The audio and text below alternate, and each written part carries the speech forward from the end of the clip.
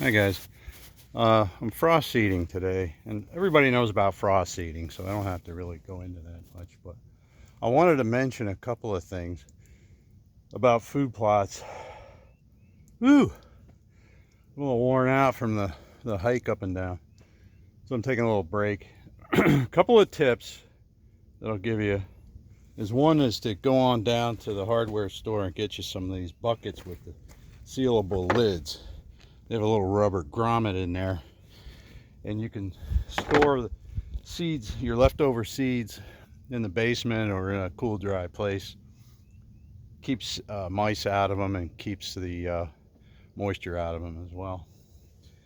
I'm working with local seed company on some blends, and we're going to experiment with some things. We'll have some things out in the demo plot. If you get yourself out to Ag Progress Days, I'll show you what we have planted out there.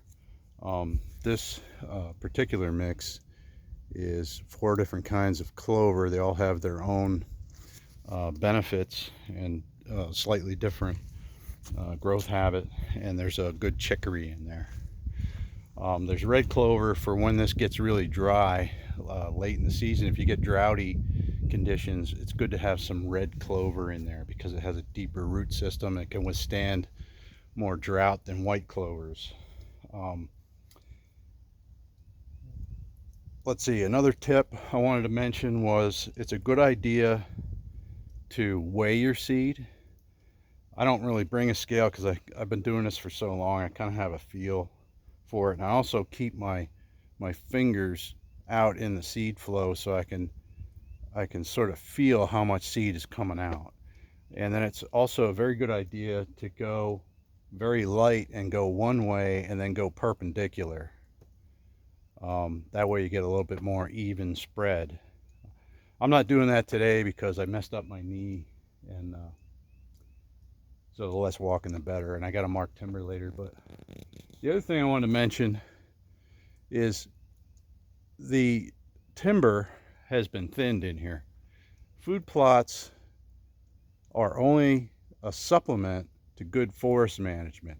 When you manage your forest for regeneration and forest growth below 3.5 feet, and you constantly have stump sprouts and you have forbs growing on the forest floor, there's plenty for the deer to eat out in the woods.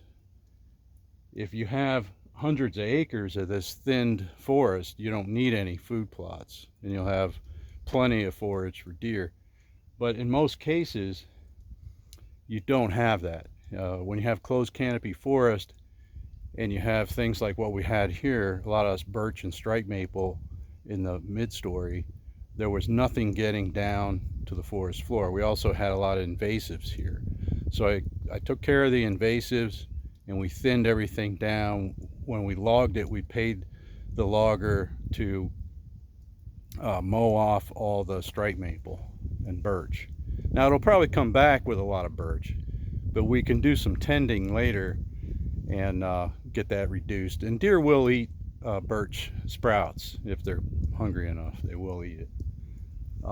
There's a lot of red maple, so there'll be a lot of red maple stump sprouts. Black gum, those are all really preferred sprout species.